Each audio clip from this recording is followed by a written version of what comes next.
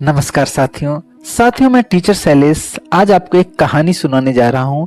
ये कहानी मेरे दिल को छू गई थी और विश्वास दिलाता हूँ कि ये कहानी आपके दिल को भी जरूर छू जाएगी।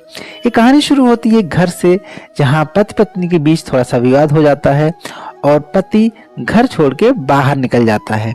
तो कहानी यूँ शुरू होती है, किसी बात पे पति पत्नी के बीच चिक चिक हो गई।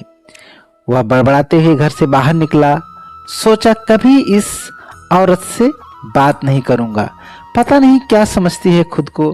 जब देखो झगड़ा, सुकून से रहने भी नहीं देती।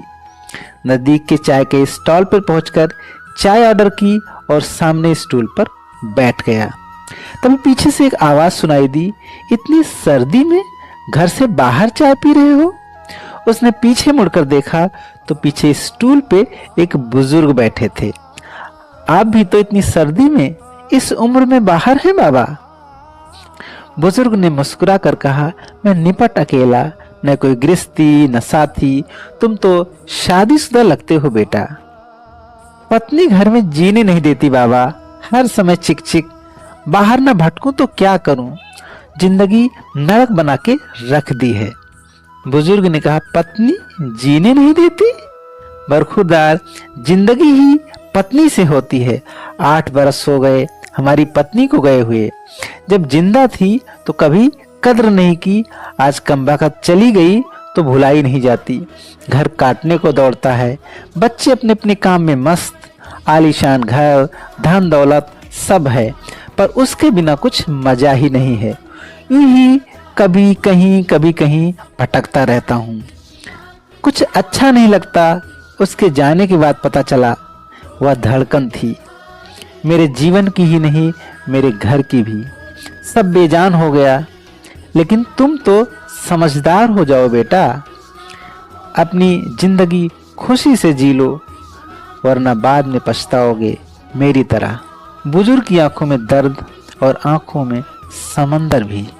उस व्यक्ति ने चाय वाले को पैसे दिए, नजर भर बुजुर्ग को देखा, 1 मिनट बिना गंवाए घर की ओर मुड़ गया।